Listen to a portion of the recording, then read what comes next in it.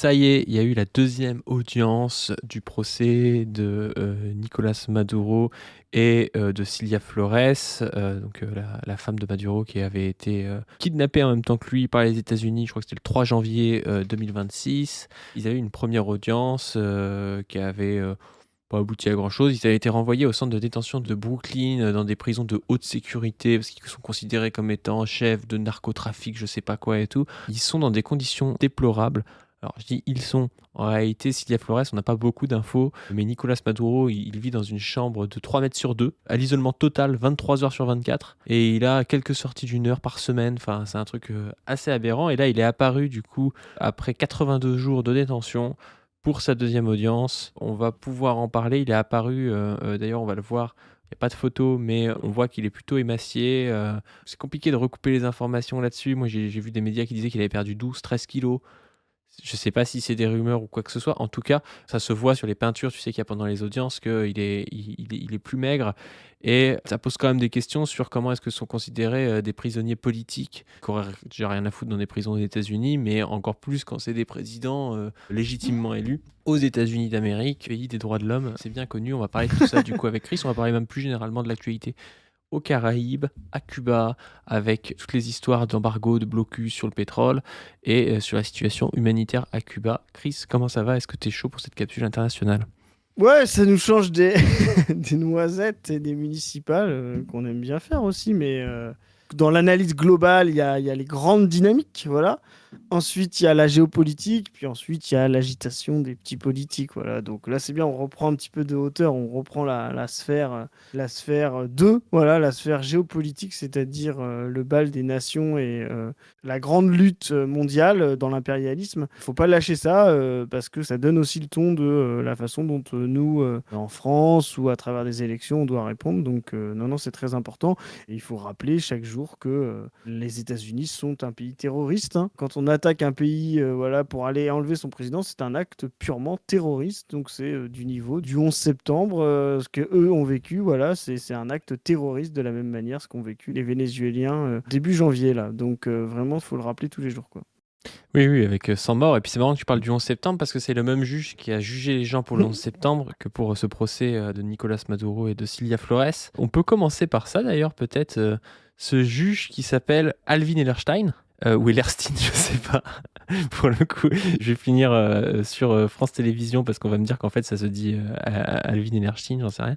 Mais en tout cas, c'est un juge assez particulier parce que c'est un juge qui a 92 ans. Donc déjà, ça paraît un peu bizarre. Ça, Les vraiment mecs les font un États-Unis, ça. procès qui va peut-être durer des années, ils te mettent un gars de 92 ans. C'est-à-dire que je connais pas les probabilités de sa mort dans les 3 prochaines années, mais je pense qu'il y a bien 30%, tu vois, au moins 30% de chances que le gars ne soit plus là à la fin du procès, tu vois. C'est complètement aberrant. C'est du coup un juge qui est là parce que il a jugé des grandes affaires, notamment sur le 11 septembre, mais aussi les affaires dites de narcoterrorisme liées à l'État vénézuélien. Il avait notamment participé à l'affaire de mise en cause d'Hugo Carvaral, qui était l'ancien directeur des renseignements sous Hugo Chavez. En fait, si vous voulez, c'est... Pourquoi est-ce qu'on parle de narcoterrorisme avec le Venezuela? Si vous voulez, le Venezuela est un pays qui est frontalier avec la Colombie. Et la Colombie a plus ou moins depuis les années 60 une guérilla qui s'appelle les FARC, les Forces armées révolutionnaires communistes, qui a une stratégie qui était d'abord une stratégie de prendre des otages chez les propriétaires terriens pour leur faire payer des rançons et financer la révolution. Puis après, à partir des années 70-80, les paysans colombiens ont commencé à cultiver de la coca face à la crise pour pouvoir se financer. Et eux ont eu une stratégie où ils expliquaient qu'ils défendaient les paysans contre les cartels et contre l'État dans leur culture de la coca en prenant un impôt en fait sur la coca. Donc ils ont commencé à faire ça. Ils ont commencé aussi après à dire que l'exportation de la coca aux USA c'était pas mal parce que c'était un genre en gros ils disaient que c'était un peu empoisonner l'ennemi quoi, si vous voulez. C'était on prend de l'argent et puis on balance la drogue aux États-Unis. Puis au fur et à mesure, il y a toute une partie des FARC qui se sont retrouvés à avoir comme activité principale le fait de gérer la production de coca, de cocaïne donc, et puis de gérer tous les échelons en prenant de la thune à tous les échelons, et donc devenir de fait très similaire à certains cartels qui n'ont rien de politique et qui étaient juste là pour faire de la cocaïne. Alors, il y a toujours différentes ailes chez les FARC. Il y a des gens qui n'ont jamais connu même le projet de départ, le projet communiste des FARC, et qui ont toujours connu en fait le projet presque de gestion de la cocaïne chez les FARC, et donc qui sont plus proches de narcotrafiquants, on va dire, que de projets politiques. Mais il y en a qui sont toujours des révolutionnaires et qui considèrent que c'est un outil, si vous voulez, la gestion de la cocaïne pour faire de l'argent et pouvoir lutter contre l'État colombien, qui était notamment un État d'extrême droite pendant longtemps sous Uribe, et qui depuis peu est un État plus progressiste avec Gustavo Petro notamment, qui se renforce d'ailleurs ces derniers temps, aux dernières élections, donc ça c'est plutôt bien. Et donc si vous voulez, Hugo Chavez, quand il est arrivé au pouvoir, il s'est appuyé sur une relation privilégiée avec les FARC en les aidant contre l'État répressif et d'extrême droite d'Uribe en Colombie. Et puis après... il y a eu toute une politique en fait toujours liée entre l'État vénézuélien et les FARC. Alors après, je ne vais pas faire toute l'histoire. Il y a eu une sorte de paix signée entre les FARC et l'État colombien, mais il y a une partie des FARC qui ont fait sécession et qui ont été aidés sous Maduro après par l'État vénézuélien. Enfin, il y a plein de rapports entre le renseignement vénézuélien et les FARC. Et donc du coup, ça permet de dire aux États impérialistes de dire, en fait, c'est que le Venezuela fait du trafic de drogue, quoi. Alors qu'évidemment, le Venezuela fait pas ça pour faire du trafic de drogue, il fait ça pour des enjeux politiques avec la Colombie, et même plus largement des enjeux politiques avec des gens qui sont des révolutionnaires et des guerrilleros d'Amérique du Sud. Enfin voilà, je sais pas si je me perds dans mon explication, mais en fait, il faut que vous compreniez quand même ça, parce que si vous comprenez pas ça, vous comprenez pas pourquoi on parle de narcoterrorisme aujourd'hui.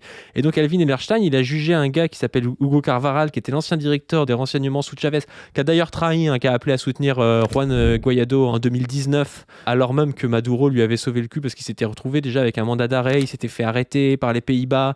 Maduro était rentré dans un conflit en disant qu'il avait une immunité diplomatique, et il avait réussi à récupérer Hugo Carvajal au Venezuela. Enfin, il y avait toute une histoire dans les années 2010 très compliquée autour de ce gars, pour qu'à la fin il soutienne Juan Guaido en 2019 face à Maduro, et que Maduro du coup le rétrograde parce qu'il était très haut placé, et puis dise qu'il avait trahi, et puis au final il s'est fait choper en Espagne par les autorités, et puis il a été extradé aux États-Unis, et donc il y a eu un procès qui est toujours en cours d'ailleurs, je crois, de ce gars-là, qui pourrait d'ailleurs être quelqu'un qui donne des renseignements sur l'État vénézuélien, étant donné qu'il a été chef des renseignements pendant des années, et donc qui participe aussi à la tentative de déstabilisation de l'État vénézuélien par Trump, quoi. C'est très intéressant. En plus, je voulais rajouter un truc, justement, cette accusation de narcoterrorisme est un moyen de justifier, tu vois, d'aller extrader des gens de force sans que ça apparaisse comme un acte de guerre entre deux pays. Et je dis narcoterrorisme, mais c'est le terrorisme plus généralement.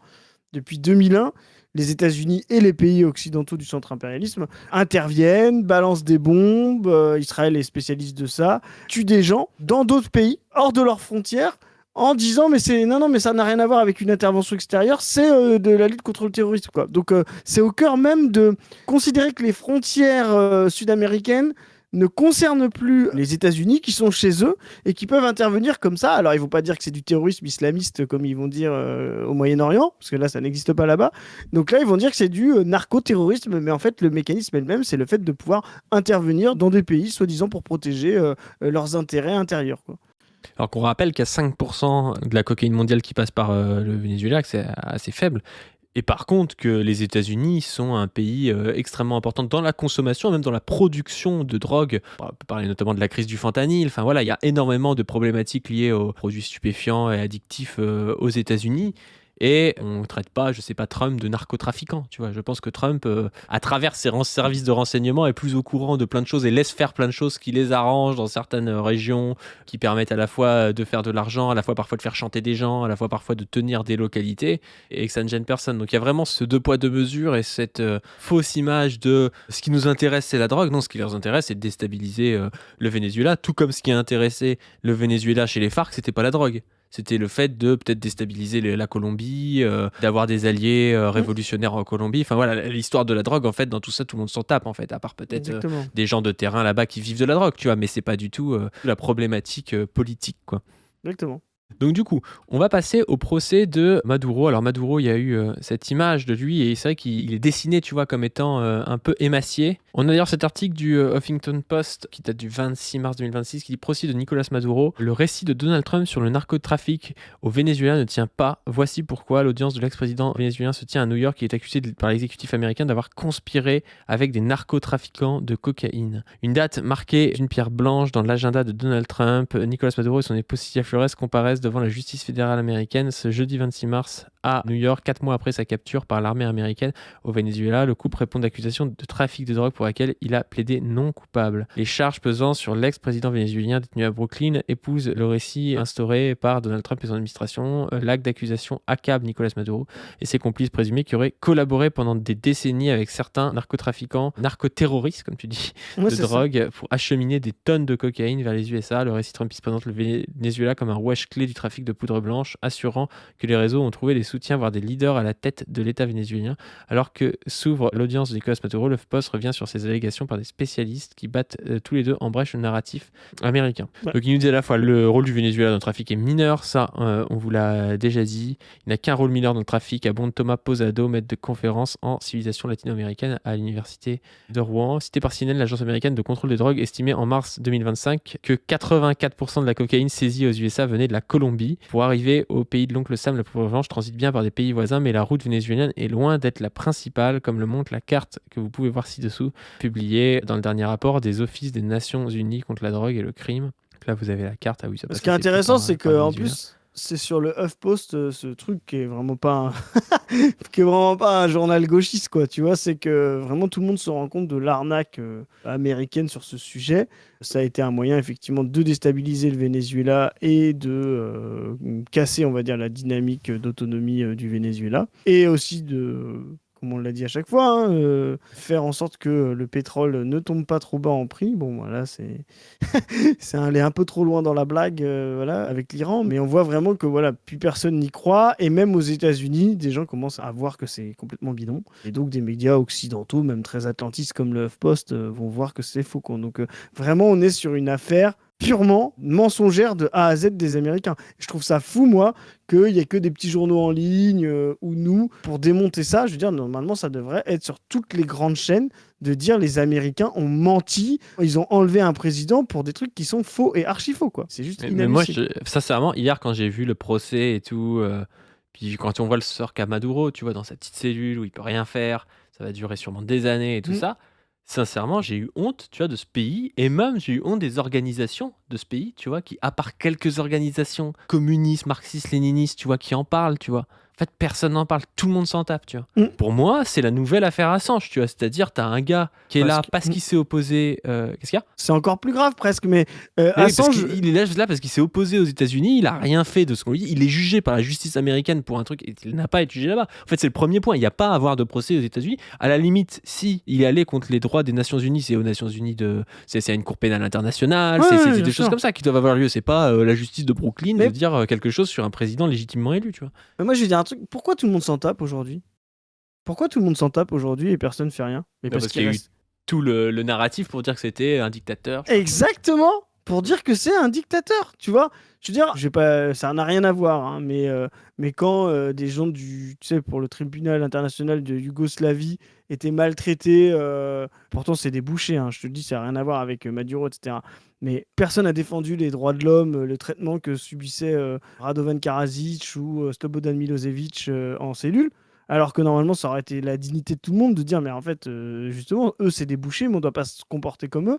Et ben, on s'en foutait, parce que, soi-disant, c'est des dictateurs et on peut en faire ce qu'on veut. Voilà. Et ben là, c'est la même chose. On a mis l'étiquette dictateur, et donc, on s'en tape. Et puis, bon, oui, même s'il y a des mensonges, après tout, c'est pas très grave, parce que là-bas, au Venezuela, il était peut-être pas très gentil, il faisait peut-être du mal. Voilà. Donc, quand on vous dit qu'il fallait rien lâcher sur l'étiquette dictateur et que les mecs qui disaient « Ah non, non, mais on soutient à fond, on est contre les États-Unis, mais c'est un dictateur », à la fin, il reste que le fait que c'est un dictateur. Donc les gens qui ont dit ça, que c'était un traître, que c'était un dictateur, qui se regardent dans les yeux, ils agissent dans les intérêts impérialistes occidentaux, ils font en sorte qu'aucune conscience ne s'éveille pour défendre quelqu'un comme Maduro, qui devrait être le symbole de l'impérialisme incarné. Là, on n'est pas dans l'impérialisme abstrait, on n'est pas dans la philosophie, on n'est pas dans l'économie politique, on est dans le concret de l'impérialisme tel qu'il se réalise devant nos yeux, quoi.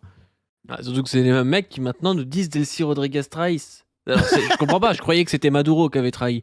Mais maintenant, ils nous disent, en fait, c'est Delcy Rodriguez qui... Tu sais, en fait, t'as toujours quelqu'un qui est censé avoir trahi, et puis en fait, c'est bizarre parce qu'il a tellement trahi que les États-Unis sont obligés de balancer 30% de leur force marine devant le pays pour venir l'extrader. Donc c'est quand même bizarre pour un gars qui a trahi de devoir autant mobiliser de gens. Parce que si tout le monde était acheté à la tête de l'État et que c'était un État néolibéral, comme nous disent certains à gauche, je vois pas pourquoi est-ce qu'il serait venu chercher le mec pour le remplacer par quelqu'un d'autre qui aurait donc après trahi ce chef qui a posteriori n'aurait peut-être pas si trahi que ça si on les suit, quoi. On comprend rien à leur ligne. Non, mais ça doit être... Puis on va pouvoir en parler de ces histoires de trahison de toute façon par la suite dans la capsule. Maduro doit être libéré et non jugé. Voilà.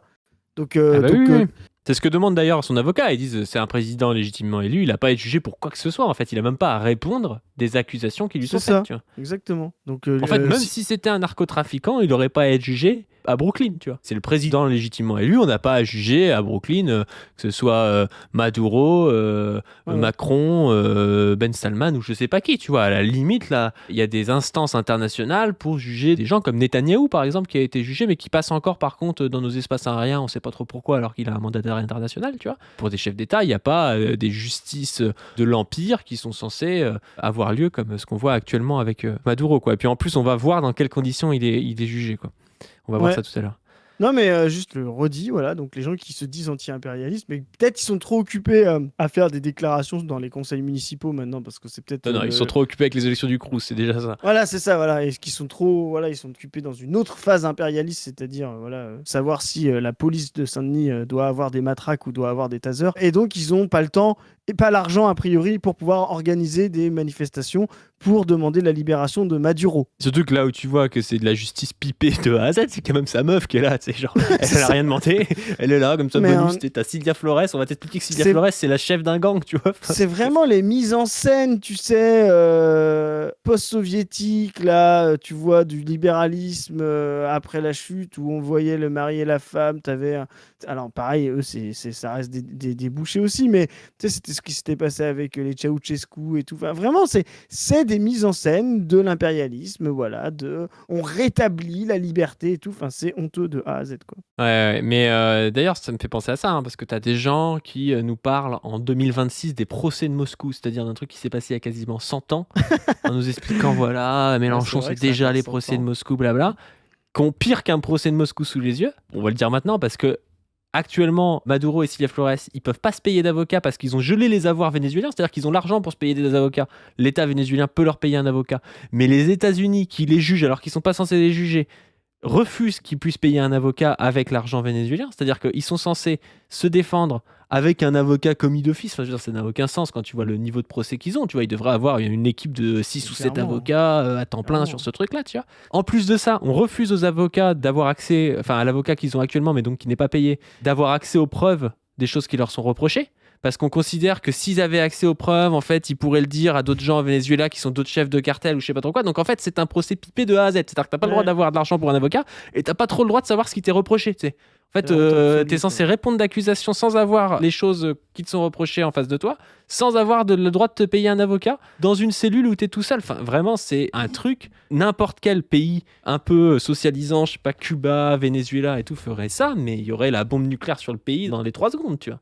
Et là, on t'explique que c'est le centre impérialiste, garant des droits de l'homme, qui fait ça pour le narcotrafic ou je sais pas quoi. Enfin, c'est fou, quoi. Non, mais c'est très, très grave. C'est vraiment très, très grave et on se rend pas compte de la gravité du truc, quoi. Moi, vraiment, je trouve ça aberrant que personne n'en entende parler, quoi. Exactement. Donc, le HuffPost nous dit Maduro n'est pas le chef du cartel de Los Soles. Parce que c'est le nom du cartel dont Maduro serait le chef, qui marque entre parenthèses qui n'existe pas. Le cartel n'existe pas, donc c'est le chef. Non, mais tu vas voir, l'article, il est fou, quoi. Parler de narco-état est plus qu'exagéré. Les termes de narco-état et de narco-dictature sont beaucoup revenus dans les discours trumpistes pour décrire le Venezuela.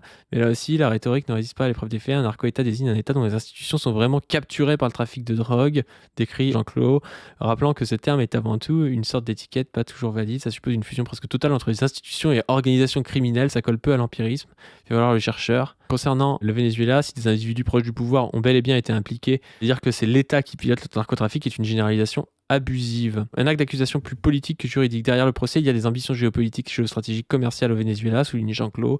Ça arrange les États-Unis de faire vaciller le régime et de le mettre sous pression. C'est aussi l'objectif en le désignant comme narco-État. Il y a une autre ambition qu'en finir avec le trafic de drogue. Les Américains sont abrités derrière le fait qu'ils combattaient une organisation terroriste. C'est juridiquement indéfendable de plaider que le ministre de l'Intérieur était au courant de tout, mais que son collègue à la défense ne savait rien, juge Thomas Posado. Ah oui, parce que du coup, parce que, comment il s'appelle Trump, il dit « Ah, moi j'ai de très bonnes relations avec Delcy Rodriguez, qui était la ministre de la Défense. » Et donc du coup, ils disent bah, « C'est indéfendable de dire Maduro et le ministre de l'Intérieur, c'est des narcotrafiquants, mais Delcy Rodriguez, pas du tout, tu vois. » Ça n'a aucun sens. Soit tout le monde soit c'est un narco-État, je veux dire, et Delcy Rodriguez, c'est une narcotrafiquante. Soit c'est pas une narcotrafiquante, tu vois. C'est ça, c'est un narco-État, mais il n'y a qu'un seul narcotrafiquant dedans. On a Maduro, le méchant sous les barreaux, et Delcy Rodriguez, la gentille à Caracas, résume-t-il. Une lecture avantageuse pour Trump qui a décrit que l'ancienne vice-présidente, devenue chef d'État, était une interlocutrice respectable dans le cadre de ses ambitions pétrolières. Donc, on va passer... En fait, rappelons ce qu'on avait dit, Maduro était ouvert aux mêmes logiques que ce que fait Rodriguez aujourd'hui. Il voulait vendre son pétrole, tout simplement. Ce que Trump et ses menaces et ses embargos empêchaient depuis 2020. Mais Maduro était détesté de tous les capitalistes hispaniques, dont Rubio, secrétaire d'État aux États-Unis.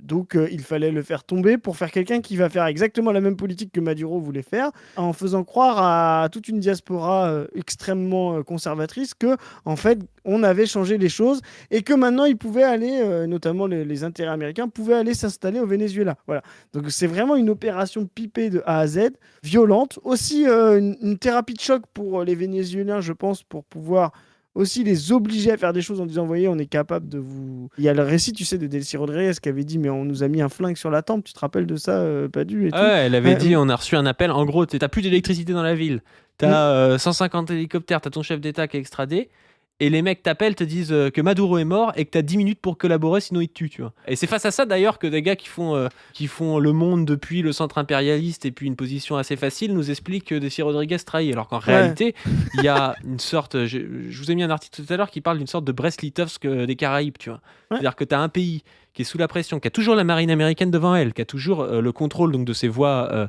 maritimes par les États-Unis, qui a toujours la possibilité, s'il veut, de rattaquer, en fait, qui peut toujours mettre la pression, enfin voilà, qui prend ton président, qui te montre qu'il a une supériorité militaire incroyable, tu vois, par rapport à toi. Et donc, tu te retrouves dans une nécessité de faire des accords qui sont parfois un peu des reculs, mais qui sont aussi ce que voulaient déjà faire des reculs, en fait, qui étaient déjà du temps de Maduro vu comme une nécessité parce qu'en fait, il n'y avait rien d'autre à faire. C'est-à-dire que entre pas vendre le pétrole et devoir le vendre en passant par un compte au Qatar ou je sais pas quoi, c'est un truc un peu à trois bandes qui est pas le mieux, mais qui est déjà mieux que de ne pas pouvoir vendre son pétrole et avoir un pays qui est de plus en plus pauvre et qui est de plus en plus esselé au niveau international, hein, parce qu'avant, sous Chavez aussi, il faut se dire qu'il y avait l'ALBA qui était un petit peu plus forte, il y avait encore tout un tas de pays qui se disaient du socialisme, qui ont été décapités, notamment par des opérations de la CIA aussi. Ils se retrouvaient à devoir faire des compromis, des concessions aussi dans l'attente peut-être que la tempête passe, parce qu'on sait aussi que Trump, ça a l'air d'être quelqu'un qui accélère parce qu'il sait qu'il y a la chute aussi de l'Empire américain en cours. Marco Rubio l'a déjà dit, que ça ne tiendrait pas plus de 5 ans, le pétrodollar ou des choses comme ça. Et donc, il y a peut-être nécessité à faire des reculs stratégiques. Et donc, je trouvais intéressant cet article qui nous parlait de Brest-Litovsk des Caraïbes, c'est-à-dire comme les Soviétiques ont su le faire, tu vois, de dire, si on continue la guerre, on va se faire défoncer par l'Empire allemand et donc du coup peut-être qu'il vaut mieux perdre des territoires et puis arrêter la guerre, se reconstruire et puis reprendre par la suite que de continuer une guerre qui est perdue d'avance. Et l'exécutif vénézuélien a fait ce choix et c'était déjà un choix qui était déjà décidé sous Maduro. C'est pour ça que ça a été soutenu par son fils qui a dit c'est déjà ce que voulait Maduro. Ça a été soutenu par les anciens ministres de Maduro et notamment par Delcy Rodriguez mais aussi par d'autres, par Padrino Lopez, par tout un tas d'historiques de Maduro, même par Diosdado Cabello ou des gens comme ça. Enfin bref, on a une situation qui est de négociation avec quand même le flingue sur la tempe, et il faut voir ça. Par contre, les États-Unis se rendent bien compte qu'ils sont obligés de négocier, c'est-à-dire qu'ils ne peuvent pas décapiter le régime et mettre une Maria Corina Machado, parce qu'en fait, elle n'a aucune représentation nationale et que le régime est implanté. Donc c'est aussi un compromis pour les Américains qui préféraient faire autrement. Les Américains, s'ils avaient pu enlever tous les historiques chavistes et puis mettre un Javier Milei à la place, ils l'auraient fait, sauf qu'ils ne peuvent pas faire ça, et donc c'est aussi un compromis dans leur sens, quoi. Et je rappelle que ceux qui soutiennent aujourd'hui Rodriguez et qui empêchent les Américains de faire ça, ce sont les masses. pendant que des petites cliques, là, et je le dis, hein, c'est les trotskistes là, de LTS, etc., là, écrivent ni Maduro, ni l'impérialisme. Voilà. Normalement, quand on parle au nom des masses, normalement, on devrait pousser les masses à soutenir Rodriguez. C'est peut-être pas la démocratie prolétarienne et la société des conseils dès demain, mais c'est déjà, comment C'est dire... quand même plus de 5000 communes. Hein. c'est ça, non, mais je veux dire, c'est déjà une citadelle que l'impérialisme veut abattre, quoi. Donc, quand, soi-disant, on se targue d'être dans les masses, de connaître le prolétariat, normalement, on utilise notre puissance des masses pour soutenir Rodriguez. Eh ben non, eux, ils ont choisi ni Rodriguez, ni l'impérialisme. J'aimerais bien savoir si cette idée-là, d'après vous, elle désengage les masses ou engage les masses. Parce que, en fait, une fois qu'on a dit ni l'un ni l'autre, on dit quoi? Bah, on dit rien, en fait, on reste chez soi. Et donc, cette position-là sert à désespérer les masses. C'est ou de la bêtise révolutionnaire, c'est-à-dire que ça ne sert à rien, ou de la complicité objective. Dans les deux cas, ça décrédibilise les gens qui tiennent ces positions, quoi. Bah ouais, je vais vous mettre un article aussi sur justement ce que tu dis, démobiliser les masses. Il y a une guerre psychologique aussi qui est menée contre le Venezuela, dont font partie notamment cette gauche qui tape toute la journée sur Rodriguez, sur des prétendues trahisons ou des choses comme ça. Juste, je vais lire ce post. L'audience entre Maduro et Cilia Flores est terminée. Voici les points saillants. Maduro est apparu sans sa grosse moustache. C'est le premier point. Okay. Il a été rasé au centre de détention et commençait tout juste à repousser. L'avocat de Cilia Flores parle de Cilia Flores comme de la première dame et le juge exige qu'il ne la désigne plus ainsi car cela n'est pas valable lors de son audience. L'avocat demande un examen médical pour Cilia Flores et le juge dit qu'il étudiera la possibilité. L'avocat demande à avoir accès à 40 millions de dollars bloqués pour la défense de Maduro, mais le juge refuse immédiatement cet accès et lui dit qu'il est dans son droit de démissionner, qu'un avocat commis d'office peut le remplacer et faire du bon travail. T'imagines le niveau de délire, quoi. Ouais, C'est-à-dire que tu peux payer un gars, il te dit non, mais t'as pas le droit de le payer. C'est ça la liberté libre et non faussée de pouvoir, si tu as de l'argent, payer quelqu'un. Tu vois, c'est marrant parce que toute cette fable libérale, elle tient plus. T'sais. Même quand t'as l'argent, maintenant tu peux pas non plus te défendre parce que en fait tu contreviens aux intérêts des forces capitalistes. Quoi. Exactement. Le procureur déclare que la défense ne peut avoir accès à toutes les preuves car il reste 4 personnes qui doivent encore être arrêtées. Elles sont au Venezuela et présentées. Tu peux pas savoir ce qui t'est reproché en fait, tu vois. T'es censé te défendre sans avocat et sans savoir ce qui t'a reproché. C'est le niveau de procès kafkaïen est délirant. Enfin, moi, je trouve ça fou, tu vois. On nous parle des procès de Moscou, de je sais pas quoi, mais t'as un procès comme ça actuellement, quoi. Le président Trump déclare que Maduro sera inculpé pour d'autres infractions. Maduro et Cilia resteront en prison et une nouvelle date de procès sera fixée pour une éventuelle condamnation. L'audience se termine et Maduro et Cilia sont renvoyés au centre de détention. Liberté pour tous les prisonniers politiques, civils et militaires au Venezuela. Donc voilà ce que dit le gars. Ensuite, moi je voulais passer à un article que m'a envoyé le camarade Thierry Deron. Thierry Deron, dont vous pouvez aller voir l'interview sur On ne veut plus, qui est super bien. Et justement, ça part de la guerre psychologique. Ça s'appelle « Ce fut la surprise et la stupeur. Il n'y a pas eu de trahison bolivarienne ». Et en fait, ça revient sur le fait qu'il y a quelques jours, vous avez sûrement pas entendu parler de ça parce que tout le monde occulte ce qui se passe au Venezuela. Moi, je vous dis, je trouve ça hallucinant et ça fait rager parce qu'on doit toujours expliquer à chaque fois. Delcy Rodriguez a, depuis son arrivée en poste comme présidente par intérim, je vous rappelle que Maduro est toujours le président légitimement élu et le président reconnu comme président de la République vénézuélienne. Ce qui est très important parce que si vraiment tout le monde avait trahi, il ne le reconnaîtrait plus comme président. S'il ne le reconnaîtrait plus comme président, il aurait plus l'immunité qu'il a en tant que président. Donc aujourd'hui, si le Venezuela continue à le reconnaître comme président jusqu'en 2031, c'est bien pour aller à l'encontre de cette histoire de procès. Et le plus drôle dans cette histoire, c'est que du coup, Delcy Rodriguez est la présidente par intérim, reconnue par Donald Trump. Donc Donald Trump reconnaît les institutions vénézuéliennes et sa présidente par intérim, mais ne reconnaît pas Maduro comme président du Venezuela, alors que Delcy Rodriguez reconnaît Maduro comme président du Venezuela. Enfin, vraiment, le truc, mais est complètement con, quoi. Et donc, ce qui se passe, c'est qu'il y a des remaniements ministériels, probablement parce que Delcy Rodriguez a des gens de confiance particulière. Il y en a eu beaucoup depuis Chavez, et puis on sait que c'est un pays qui est sous pression, où il y a eu aussi parfois des gens qui ont changé de bord. J'ai parlé tout à l'heure du chef des renseignements qui avait fini par soutenir Juan Guaido, par exemple. Ouais. Et donc, elle a changé des ministères. Par exemple, un ministre historique qui était considéré comme le numéro 3 du régime, Padrino Lopez, qui était le chef des armées, a été remercié et a été remplacé par un autre ministre dont j'ai oublié le nom, mais qui est aussi un historique chaviste en réalité. Donc ce qui est assez drôle, c'est que les médias américains disent « Ah bah c'est bien, elle a enlevé Padrino Flores », mais elle aurait peut-être pas dû mettre un gars qui est aussi un chaviste depuis 20 ans, quoi. Et donc t'as de l'autre côté les trotskistes qui disent « Ah bah non, mais si elle vire Padrino Lopez, c'est qu'elle est en train de trahir parce qu'elle a viré un historique du chavisme, mais elle a aussi remis un historique du chavisme. » Enfin, voilà, c'est assez drôle. Ce que pourraient dire les trotskistes, mais qui ne diront pas, c'est que s'il y a un changement qu'on voit, c'est plutôt le lien entre le Venezuela et le Hezbollah, voilà, qui est un petit peu rompu a priori depuis Delcy Rodriguez, quoi. Mais pareil, je pense que le Hezbollah est un mouvement pas assez résistant, pas assez prolétarien pour pouvoir le qualifier de résistance au Moyen-Orient, tu vois. Donc ça, c'est un petit changement, mais effectivement, Maduro avait créé beaucoup de liens avec le Moyen-Orient, qui était un des rares à essayer de le soutenir. Et il essayait de faire transiter beaucoup de son pétrole Des passeports aussi, hein.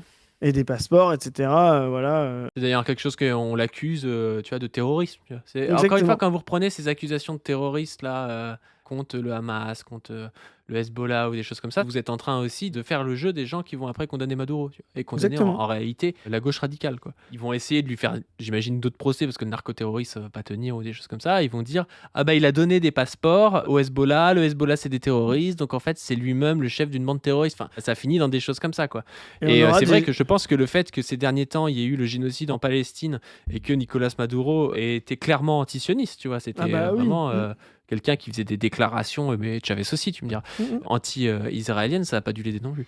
Clairement, il y aura des gens pour dire non, non, mais on soutient la résistance libanaise, mais quand même, le Hezbollah, bon, c'est pas vraiment trop un truc qu'on aime bien, tu vois. Bah, évidemment. Et donc du coup, il est intéressant cet article parce que il parle de la guerre psychologique et de savoir si il y a eu ou non une trahison. Ce qui montre en fait, je vais pas vous lire tout, je vous le mettrai en lien. Donc il montre un peu tout ce que les Américains ont mis en place. Il montre notamment le rôle de l'intelligence artificielle avec notamment, je sais pas si ça se dit Palantir, je crois que ça se dit Palantir, qui utilise Anthropic. Je sais pas si vous connaissez Anthropic, c'est une des meilleures IA actuelles, une des plus avancées. L'armée américaine l'a utilisé dans l'arrestation de Nicolas Maduro, l'aurait aussi utilisé d'ailleurs dans l'offensive en Iran qui a abouti à la mort de Khamenei. Et en fait, ceux qui ont créé cette IA disent que bah, eux, ils n'étaient pas d'accord pour que ça soit utilisé à des fins de mort. Alors je sais pas pourquoi les mecs ils signent un contrat avec l'armée américaine et le Pentagone avec leur IA et à la fin ils disent c'est bizarre, ils ont tué des gens avec. Mais bref, ça a créé. Je sais que c'était pour commander les pizzas plus vite. Ouais, c'est trop ça, tu sais. Est-ce que tu anecdote pour un peu voilà sortir. Mais tu sais que les gens détectent qu'il y a des réunions de crise au Pentagone en fonction du nombre de commandes de pizza. En Ah fait, bon, je savais pas. quand il y a des réunions de crise, les gens, ils ont pas le temps de prendre leur pause déjeuner, de sortir, etc. Donc, en fait, ils commandent des pizzas. Et dès qu'il y a une réunion de crise, tu as un pattern où tu vois des pizzas autour du Pentagone qui sont surcommandées. Tu te dis, oh, il se passe peut-être quelque chose au Pentagone. Et donc du coup, ouais, cet article nous explique qu'en fait, depuis presque 100 ans, on a une guerre psychologique qui est menée contre des opposants en disant qu'ils ont trahi. Il montre même des exemples historiques de gens qui sont accusés de trahison par la CIA. En fait, c'est la CIA qui les accuse d'être un agent de la CIA et inversement, la personne qui les accuse d'être agent de la CIA est lui-même un agent de la CIA ou des choses comme ça. Et en fait, l'article montre qu'il n'y a pas forcément eu besoin d'avoir une trahison dans l'armée pour avoir une telle supériorité parce que il y avait évidemment des renseignements états-uniens et il y avait toute une supériorité, que ce soit de l'IA et que ce soit militaire, qui pouvait permettre l'arrestation de Maduro sans qu'il y ait de trahison. Il montre aussi du coup qu'on peut pas savoir en fait, et c'est bien le problème, on peut pas savoir s'il y a eu trahison ou non, tant qu'on n'aura pas de déclassification de documents de la CIA qui nous montrera s'il y a eu trahison ou non. Et donc il nous dit à un moment donné, il n'existe pas de preuves publiques déclassifiées montrant que le gouvernement des États-Unis recourt aujourd'hui de manière systématique et assumée au profilage clinique pour concevoir des campagnes de désinformation visant à fracturer et dissoudre les gouvernements étrangers, parce que nous explique que l'intérêt justement de dire que des gens ont trahi, c'est après de scinder les gouvernements pour justement le profit des États-Unis. Ce qui est mieux documenté en revanche, c'est la stratégie consistant à infliger des... Ce qui est mieux documenté, en revanche, c'est la stratégie consistant à infiltrer des taupes dans les organisations opposées aux intérêts de Washington pour accuser des figures en vue d'être des agents de la CIA et ainsi les éliminer physiquement ou les discréditer. C'est ce qui est arrivé en 1975 au plus important poète et militant social salvadorien, Roque Dalton, abattu d'une balle dans la tête par Joaquín Villalobos, dirigeant de l'armée révolutionnaire du peuple, ERP du Salvador, qui était en réalité un agent de la CIA chargé de l'exécuter sous prétexte de l'accuser, lui, Dalton, d'être un agent infiltré de l'impérialisme, son père étant un américain, Winald Dalton Jr., d'origine irlandaise, né à Tucson, en Arizona. Et donc c'est assez intéressant parce qu'en fait, tout du long de l'article, je vous invite vraiment à le lire, il nous montre que tout ce qu'on nous dit à chaque fois de « Ah bah oui, elle a viré telle personne, c'est parce qu'elle a trahi. Ah ouais, Delcy Rodriguez, elle a fait ça, c'est parce qu'en fait, elle est en train de trahir. » En fait, quand on prend des informations comme ça, on peut prendre des informations inverses et dire l'inverse. En fait, on ne sait pas du tout ce qui se passe. Encore une fois, moi je sais pas si ça se trouve, Hugo Chavez, Maduro et Delcy Rodriguez, c'est des agents de la CIA depuis le début et qui sont là pour obtenir des informations sur le Hezbollah, par exemple. Je veux dire, c'est pas impossible. Bon, c'est quand même très peu probable, mais c'est pas impossible. La réalité, c'est qu'on n'en saura rien tant qu'on n'aura pas de déclassification de quoi que ce soit et que participer à dire que Maduro est un traître, que Delcy Rodriguez est un traître, qu'un tel est un traître, eh ben, c'est participer à fracturer l'exécutif d'un pays sous pression états-unienne, et ça fait justement le jeu des USA. Et c'est pour ça aussi qu'on se bat contre tous les articles débiles des gens d'extrême gauche, trotskistes, qui tapent H24 sur le Venezuela en disant oui mais ça c'est la preuve, ça c'est la preuve que, ça c'est la preuve que. Ils en savent rien, ils en savent pas plus que vous. Et la seule chose que ça fait, c'est qu'à terme, ça fait gagner les États-Unis de faire ça. Parce que ça ne crée pas d'unité dans le camp en face. Ça unit les États-Unis contre le Venezuela. Et même les gens qui voudraient supporter la révolution vénézuélienne, à la fin, ils savent plus qui supporter parce qu'ils veulent que le régime bolivarien continue, mais ils se disent ouais, mais en fait, peut-être que Padrino Lopez c'est un traître, peut-être que Cabello c'est un traître, peut-être que Delcy c'est une traître. Et à la fin, tu sais plus qui supporter. Et à la fin, ton pays est rasé. C'est remplacé par une marionnette américaine libérale. Et là, tu sais bien que bon, lui, c'est pas un traître, c'est justement les intérêts américains qui représentent quoi. Et vraiment, lisez cet article, faites tourner cet article. Ce fut la surprise et la stupeur, il n'y a pas eu de trahison bolivarienne, c'est un très bon article. Mais c'est exactement ça, quand à la fin tu essayes d'introduire de la surcomplexité en période de guerre, en fait qu'il y aurait des agents double ou triple, ou qu'en fait non, ce serait pas le campisme, il faudrait une troisième, voire une troisième, quatrième. En fait, tu perds tout le monde, et à la fin tu fais les intérêts du plus fort. Parce que tu empêches les gens de choisir, je vais être cash, de choisir leur camp. À un moment donné, il faut choisir un camp. On peut pas se permettre, en période de guerre, je dis bien qu'il faut de la complexité, en période de démocratie libérale, il n'y a pas de problème, on peut jouer des coups de billard à 3 bandes, etc. Mais à un moment donné, il faut choisir un camp. Là, on le dit sur quelque chose de très grave qu'est l'impérialisme, mais c'est la même chose quand on parle de nous, de la guerre des gauches.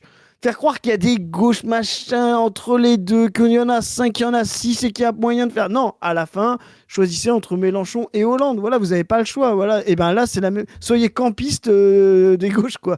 Mais tu l'as bien décrit. L'article, il le décrit bien. Lisez-le, c'est plus profond. Mais là, on vous le met.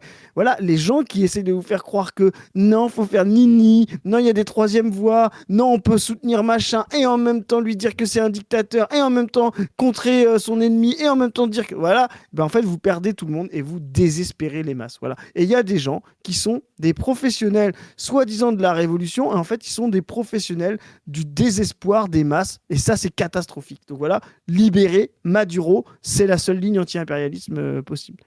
Mais tu l'avais dit dans la première capsule qu'on avait fait sur le kidnapping de Maduro, quand tu avais justement critiqué les positions trotskistes là-dessus, tu avais dit « vous avez créé de la confusion ».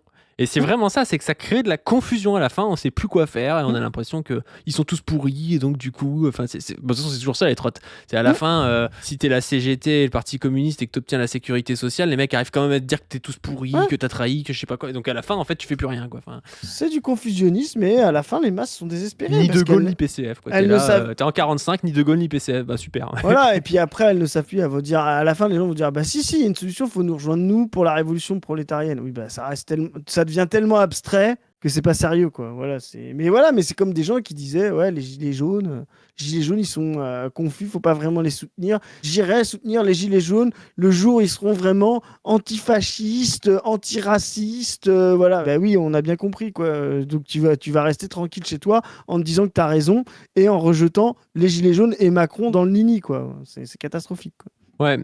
Et dernier article que je vous invite à lire aussi avant de ne plus vous embêter avec le Venezuela pendant quelques semaines. C'est important. Qui s'appelle, cette fois-ci sur Venezuela Info, donc sur le blog de Thierry Deron, qui s'appelle Retraite tactique, pourquoi la révolution vénézuélienne tient bon. C'est l'article où il parle de Brest-Litovsk des Caraïbes, tu vois, où il montre qu'il y a des choses qui apparaissent comme étant des reculs et qui objectivement en sont en partie, mais que c'est des compromis pour un pays qui a le pistolet sur la tempe, tu vois, et que c'est pas des choses qui sont non plus où on jette par-dessus bord tous les acquis des Vénézuéliens, et que à travers ce compromis, il se crée un espace progressiste, il se crée un espace où le gouvernement peut tenir bon, où la révolution bolivarienne peut continuer, notamment les plus de 5000 communes qui sont actuellement en autogestion, en développement, avec la production aussi agricole qui est en développement et tout ça. Et en plus, il montre aussi quelque chose, mais qui est vrai, c'est que le pétrole vénézuélien est fait pour aller aux États-Unis. Toute l'industrie pétrolière a été faite pour aller aux États-Unis. Et même sous Chavez, il y avait 60% des exportations de pétrole qui partaient aux États-Unis. C'est aussi normal que les Vénézuéliens cherchent à retrouver des partenaires commerciaux aux États-Unis parce que c'est eux qui ont des pièces de rechange pour leur puits de pétrole et parce que les raffineries des États-Unis notamment du sud-est des États-Unis, sont des raffineries faites pour le pétrole vénézuélien, qui est un pétrole particulier, extra lourd, voilà. Et donc c'est compliqué pour eux aussi de se réorienter vers d'autres choses. Le plus simple pour eux, c'est de vendre leur pétrole aux États-Unis, et quand ils peuvent le faire, ça leur permet de faire rentrer des devises et de pouvoir acheter des choses à l'international, quoi. Ouais, c'est ça. Donc voilà, on vous met aussi cet article en description. On parlera de Cuba sur une autre capsule, parce qu'on a déjà fait une capsule qui est longue, mais c'est important aussi de soutenir Cuba dans ces moments, évidemment, et qui est le premier à souffrir de la fin des exportations du Venezuela en pétrole vers Cuba, et notamment la fin d'autres exportations. Alors on sait qu'il y a le Mexique qui commence à essayer de parler, d'en renvoyer ou des choses comme ça, mais il faut tenir bon. C'est ce que nous a montré la leçon de Brest-Litovsk pour l'URSS. Il faut tenir bon, la tempête va passer. Les impérialistes sont en train de faire leur dernier wagon de violence. C'est souvent ça, hein, quand on est un animal blessé, on est plus violent, on tape partout et tout, et c'est ce qu'on est en train de voir avec Trump. Mais t'as raison. L'avenir sera plus beau pour les Bolivariens. Moi, je voulais conclure là-dessus, mais tu l'as dit un petit peu. N'ayez pas peur. Entrez dans l'espérance, comme dirait Jean-Paul II. Mais non, vraiment, ça craque de partout. L'Empire américain craque de partout. Ça résiste de partout. Donc, tenez la ligne, voilà, de soutenir tous ces pays-là qui ne sont pas parfaits, mais ça n'existe pas un pays parfait, et ça n'a jamais existé dans l'histoire, et je pense que ça n'existera jamais. Voilà. Donc là, il s'agit de choisir ses combats maintenant. Ça résiste de partout. Ça résiste au Mexique, soutenons le Mexique. Ça résiste à Cuba, soutenons Cuba. Ça résiste au Venezuela, soutenons le Venezuela. Ça résiste en Colombie, soutenons la Colombie. Ça résiste en Iran, soutenons l'Iran. Voilà. Tout ça, c'est des voies de résistance et de destruction d'un empire qui est en train d'asservir la planète et la majorité de la population. Comme dit Padu, on est peut-être vers une bifurcation ou un changement fondamental dans l'ordre mondial. Il faut tenir et se battre. Voilà. Yes. Sur ce, n'hésitez pas à nous soutenir sur le Tipeee. On vise 15 000 € de dons récurrents pour pouvoir avoir des locaux, avoir plus de personnes payées pour des tâches techniques notamment. Vous savez qu'on a déjà 2 monteurs dans l'association, un graphiste. On va essayer d'avoir plus de camarades payés pour pouvoir notamment développer les chaînes, comme on ne veut plus, développer des nouveaux projets, développer des événements, développer des projets professionnels, des documentaires, des choses comme ça. On va aussi lancer très rapidement une nouvelle campagne qui sera en rapport peut-être avec ce dont on vient de parler, justement pour faire ce que ne font malheureusement pas les partis aujourd'hui, c'est-à-dire détourner le nez d'enjeux qui sont très franco-français, quoi. Ce que je peux comprendre, hein, parce que les gens ont besoin de postes, les partis sont français, mais voilà, ils le font pas, nous on le fera. Et sur ce, on vous dit à plus. Salut les gens.